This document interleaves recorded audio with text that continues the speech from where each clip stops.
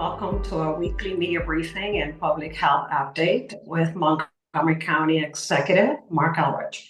I'm Lorna Virgili, Hispanic Public Information Officer, and joining us today is Dr. Keisha Davis, the county's health officer, Dr. James Bridgers, Director, Department of Health and Human Services, as well as Mr. Sean O'Donnell, Deputy Chief of Public Health Services for the Department of Health and Human Services. Dr. Earl Starter, Assistant Chief Administrative Officer, and our special guest today is Assistant Chief Administrative Officer, Mr. Ken Hartman Espada. Welcome, everybody. Thank you for joining us. Mr. County Executive, good afternoon to you. Good afternoon, and thanks for joining us again. This week is Economic Development Week, and it allows us to highlight the incredible diversity and strength of Montgomery County's business community and our efforts to continue to try bringing more businesses into the county. Over the last 2 years, I've made several international and domestic trips and talked to leaders of foreign governments and global business leaders. Our county, home to the Food and Drug Administration and the National Institutes of Health, has distinct advantages for life sciences company looking to enter in the U.S. market. 6 companies have already been successfully recruited and are doing business in Montgomery County over the last year. Another 7 companies have committed to establishing offices in Montgomery County. Nearly all these new companies are taking advantage of small grants offered by the state aimed at international development. These companies can help us achieve one of our goals of creating more high-paying jobs here. Since I became county executive, we've bolstered the help we offer our small businesses as well. Our Small Business Center was established to help smaller companies navigate complicated issues with a personal touch. It's there to help with questions about grants and loans and offer business management training. Our Business Center team is diverse to help the company leaders in different languages, with some of our classes primarily in Spanish to better serve our customers who speak Spanish. Small businesses still drive our local economy and must get the assistance needed in order to be able to grow. Large and small businesses from life sciences and technology to hospitality are driving innovation, creating jobs, and making significant contributions to the local economy. And we're proud to recognize the efforts of companies that call Montgomery County home, whether they're contractors or real estate giants, and we just support their continued success here. We are trying to make it clear to people that we're open to business and we want your business here in the county. More than 1 million people call Montgomery home, but there's room for businesses to grow and thrive. We have a strong workforce, highly regarded education system, and an excellent quality of life that we will continue to invest in to create the best environment for economic development. I wanted to welcome Ken Hartman Espada, one of the county's Assistant Chief Administrative Officers, who's focused on businesses in the county, and give Ken an opportunity to update you on the $10 million job creation fund the county is developing. So Ken, turn it over to you. Thank you so much, Mr. County Executive. I'm very happy to announce we are launching this week the $10 million job creation fund. This is a fund that was created and funded by the County Council through Resolution 2491, which was led by Council President Andrew Friedson. And we very much appreciate the partnership with the Council President on this endeavor. This $10 million is part of a larger $20 million package of grants. This is the first batch, which is targeted at businesses that create high-paying jobs in Montgomery County. Businesses in the advanced technology sector, life sciences, cybersecurity, hospitality, corporations, quantum computing, corporate headquarters, and national nonprofits.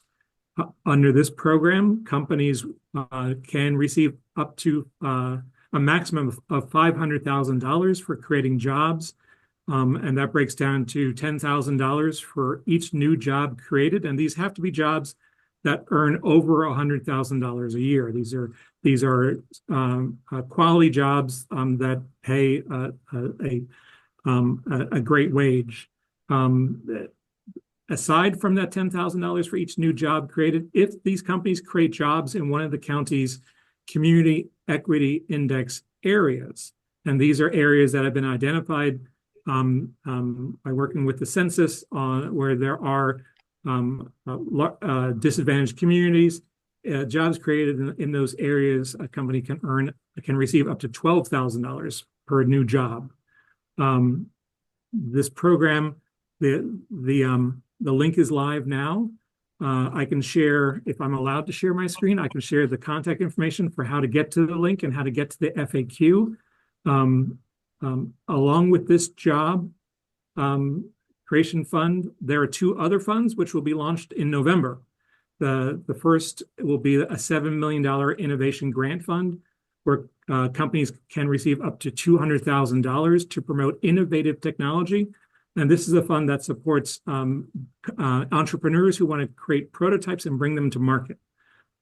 This will be a competitive grant managed through in partnership with Montgomery County Economic Development Corporation and a third-party company that is going to name FedTech that will manage the selection process. And then the last component is the Founders Grant Fund, which is a $3 million fund where companies can receive up to $100,000 to assist early and growth stage development. These are small businesses and mainly minority-owned entrepreneurs in underserved communities who seek to invest in technology or other business improvements. And this fund will help invest in them to grow their business models and expand in Montgomery County. Am I able to share my screen? Is that possible? Yes. Okay. Let me share that screen.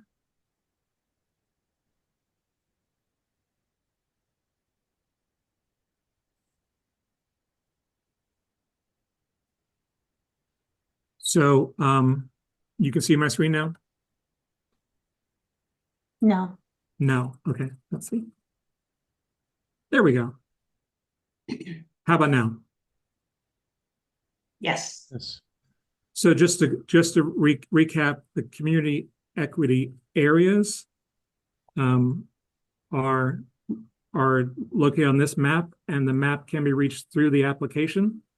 And these are areas that have high, moderate, slight to highly disadvantaged communities in them. And then the FAQs can be found at our Montgomery County Economic Development is the county's economic development agent, and they've created a fantastic FAQ page.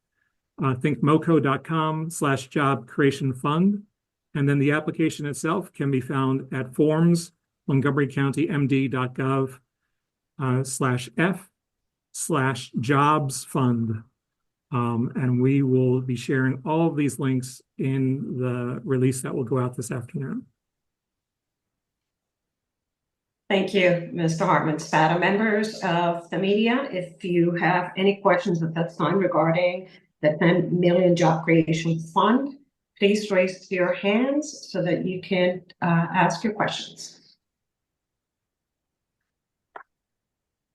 Any questions at this time regarding the job creation fund? No questions? Going once? Twice? All righty then. Thank you so much, ACAO Hartman-Spada, for joining us today. You can remain on this call, but if you need to depart, please do so. Thank you for being here this afternoon. Thank you, Ken. So I've been using this platform for the last few weeks to encourage the county council to do no harm as it reviews critical policies. This week, the council took a straw vote on the growth and infrastructure policy, also called the GIP, recommended by Montgomery Planning. The result of the straw vote was unanimous support and is a precursor to a final vote scheduled for November 12th. We only have a few days to review the final document that the council plans on acting on once it's posted later this week. But what I'm most concerned about is the GIP is supposed to address the adequate public facilities that are needed to accompany development. The GIP raises funds to go to transportation and schools improvements that are needed with new developments. And unfortunately, since 2013, funding from the GIP, which has had different names at different times, has been cut 5 times. These cuts in funding continue to increase the backlog of schools and transportation projects. That decrease, accompanied by a policy that has held bond spending pretty much unchanged for 7 years, despite 7 years of inflation, has made it difficult to address the needs of our growing county. As we have to delay projects because of decreased funding, the cost further rises as there's the cost of doing those projects later actually goes through inflation. We are winding up with less money now to address the needs that we have. And every year as inflation rises and bonds stay flat, we fall behind. The planning board's proposed GIP policy is another blow in the wrong direction, fewer revenues and more exemptions from standards. I urge you to contact the county council members and tell them that funding for adequate public facilities is critical. We can't continue to pass the burden on to homeowners today and in the future, who will wonder why we invited growth without executing the proper plan to account for more kids in school, people on the roads, and strain on our public resources. Probably the worst aspect is ignoring the simple fact that in Fairfax County, the highest taxes are in the most desirable areas to develop, and they're high in order to build the needed infrastructure there. Montgomery County continues down a failed policy of making the most desirable areas we have to have in the county to also have the lowest taxes, which prevents us from building infrastructure. We're a cheap date, but failing to get the developers to take us out, so to speak. We're failing because the cheapness can't just replace the infrastructure. I was on the council when this started, and there are council members who are just obsessed with lowering the tax rates because this would attract all these businesses here. I'll remind people we have pretty much flat growth in jobs, not much success in attracting businesses here, despite being far less expensive to develop in than Fairfax County. The big difference between us and Fairfax County, they have higher development taxes. They also have a lot more infrastructure to support business growth. Montgomery County has lower taxes, but it has less infrastructure to support business growth. And if you want to look at the direction our two counties have taken since 2010, 2012, when Fairfax made their decisions and we failed to make comparable decisions, you can kind of see what happened. It's pretty much visible. At the same time, there's a new poll being touted as support for attainable housing strategies plan among Democrats polled for Greater Washington. However, when you read the questions in the crosstabs that have been published, and not all of them are published, it is much more dubious. People support allowing duplexes, triplexes, and quads, but do they allow them without any controls? In fact, when they asked the residents about parking, residents did not feel that you should have additional housing if you're not dealing with parking. The question is this okay anywhere? The trees need to be cut down. Are people okay with the stormwater drains being over capacity? This is not how anybody should do public policy. Park and Planning has avoided dealing with the adequate public facilities ordinance, and this is just another example of it. One of their board members responded that of course they pay attention to the adequate public facilities, but you can only do that when you have a plan for the whole area and you know where you're going to be putting the sewers and the streets. Under what they're doing, there is no plan for the whole area. There's no idea where in the county any of this housing will be built, what the impact on schools will be, and what you're going to have to do on different streets and different in terms of dealing with stormwater. There's no way to know it. And that's why you try to do your planning normally by actually planning an area as opposed to what they're doing. There's some basic questions and concerns that haven't been addressed by the planning board and working on the attainable housing. Where's the analysis of what's possible under current zoning? Where's the rationale for wholesale change to 82% of single family homes? Where's the focus on affordability? When virtually everyone who supports the policy say they support it because we need more affordable homes, and planning says on its front page that this is not about affordable housing, it's about market rate housing. Where's the equity analysis? And what would it do to neighborhoods that would be ripe for purchase by developers?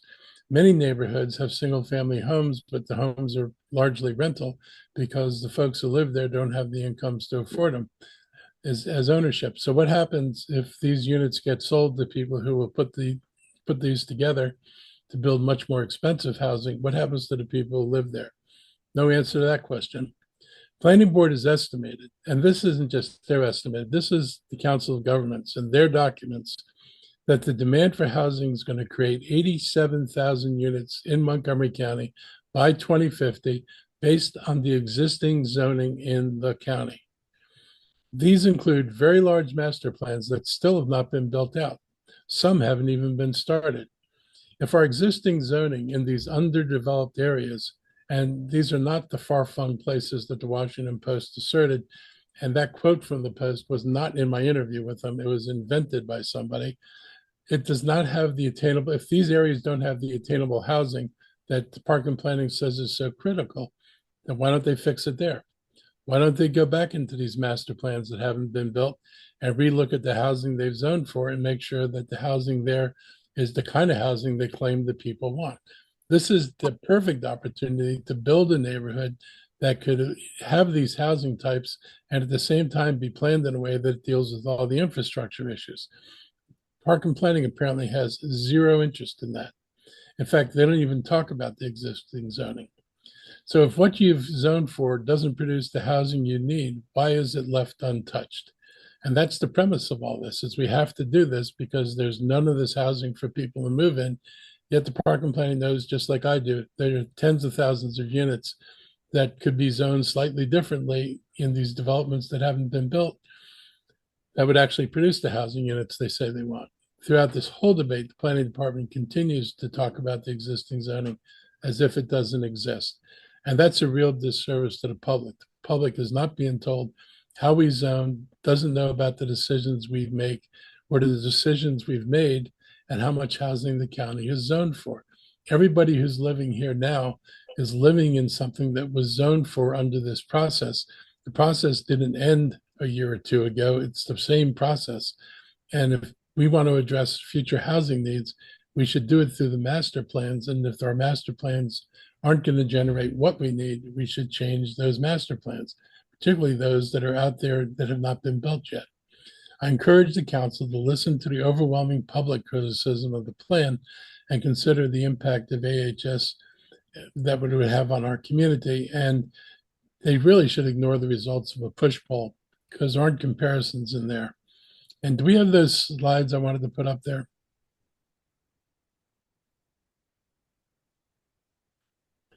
So these are the pictures that apparently were part of the poll. And this is a single family home. Then you see the duplex, you see the fourplex, you see the townhomes, everything's got grass and bushes and trees. And then there's this more urbanish apartments. Not sure how that fits in a neighborhood, but that even has grass. And then go to the other one. So those pictures are what park and planning says it'll look like. This is what it actually looks like. This was a single house on the left that they rezoned for a triplex. The one that was rezoned, 4500 Walsh Street, sold for $1.6 million. Each one of these townhouse units is $3.65 million each. There are no grass. This is just a panel between the sidewalk and the street. If you go to the back, you see driveways and maybe a strip of grass that's 2 feet wide. This is not the pictures that they showed you on the other page. This is what they approve. And if this is what they're going to approve, your neighborhoods are not going to look like the pictures on the other side. And of course, park and planning knows about the pictures since they approved the development, so this isn't a secret to them either. So on to other things.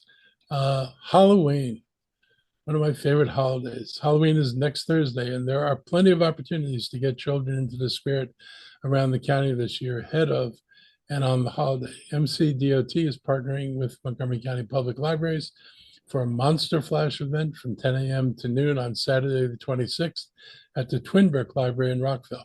This bilingual, family-friendly event will feature story time, dance parties, a scavenger hunt, and a tour of the county's Halloween-inspired flash bus. Also on Saturday, the 4th annual Halloween will be on display starting at noon. This year, it will focus on the multiverse of African cultural heritage. On Saturday, the 26th, costumes are encouraged at downtown Silver Spring because it's the zombie dance party. The event starts at 8:30 and goes to 10 p.m. and it's family-friendly activity continues until 4 p.m. On the 27th, join us for Halloween at the library during Rockville Town Square's Trick or Treat from 3 to 6 p.m. There are many parks and recs and neighborhood and city activities, so we should be able to keep people pretty well entertained. While there's a lot of fun to be had, please stress the importance of safety. The risk of being hit by a car is 4 times higher on Halloween, so adding something reflective to a costume can help drivers see trick-or-treaters, help children understand the importance of holding hands, staying together, and looking after each other. Flashlights are a good thing to bring, and use them to help kids to avoid tripping hazards. Remind kids to never enter a house or apartment building unless an adult goes with them. And finally, some costumes can be flammable, resulting in house fires or injuries. Keep kids away from candles or fires used for witches' brew. Before we open it up to questions, I'd like to give my staff an opportunity to provide any updates they want to share on the health issues. And I'll start with our health team.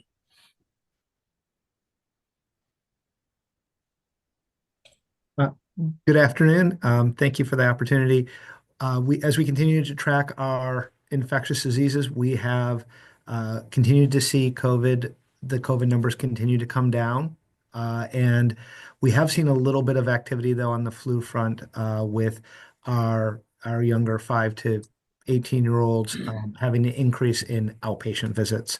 So it's just a reminder that we are entering into that respiratory virus season, and we do recommend that everyone get their annual flu shot and updated COVID booster.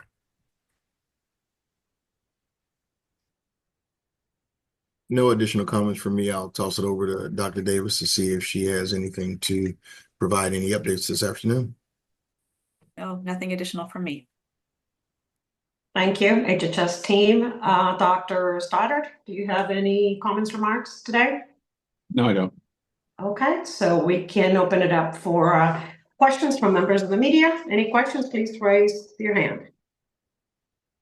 Dan Eguito. Dan, remind me who you're with? I'm with Arlington now. Okay, go ahead. Good afternoon. Good afternoon. I wanted to ask with regard to attainable housing strategies, how do you compare these to the EHO here in Arlington? What lessons do you draw from the outreach and study that the county did conduct, as well as the recent legal developments? Well, I wasn't happy with the result. And, we saw, in fact, one of our staff went over there and took pictures of some of what was built. It doesn't look like, it doesn't all look like the stuff park and planning talks about. And some of the plans we saw, I think are fairly atrocious. Basically, I think one of the worst was 3 units rather than going across the front of the property, going to the back of the property, which basically means people who had, backyards and, like in any suburban neighborhood, expect the backyard to be a place of a little bit of privacy, wind up with an apartment building looming right over their backyard on the other side of the fence. I'm not sure that, they're handling design very well or doing the things that, when I read the first stuff that Missing Middle talked about, they talked about that the new units needed to look like what was existing on the ground already. And that, if you had, the footprint, you could get, 2 units. You could do over-unders where there was a 2-story building. There were, other ways of dealing with this. It seems that that's not necessarily the direction things are going in. I was not surprised the judge reached the conclusion the judge reached. I think that this kind of massive rezoning of neighborhoods without any kind of adequate involvement from the community is a problem. But I don't know whether you had the same discussions we had. I always felt that to some extent, some of the cities in Virginia are different than a large county like Montgomery County. We have the capacity to build over 100,000 units here. We've actually planned to have completed 87,000 by 2050. And that's not the total of our capacity. That's just a park and planning things gets built in the next 30 years. I'd have to go back and see what your assumptions were about growth in Arlington over the next 30 years before they did this, and how this changes your sense of growth, and what options you had if you wanted to provide more housing before you did this, Are you literally built out? I mean, my sense in Arlington that I don't see the kind of open spaces that you see in Montgomery County. We still have, places beyond large shopping centers where we could build developments. We have one as large as 300 acres. So I think we have somewhat different options than you do, but you could answer that question better than I can. Thank you, Dan. Members of the media, any more questions for the county executive today and county officials? No more questions this afternoon? Going once?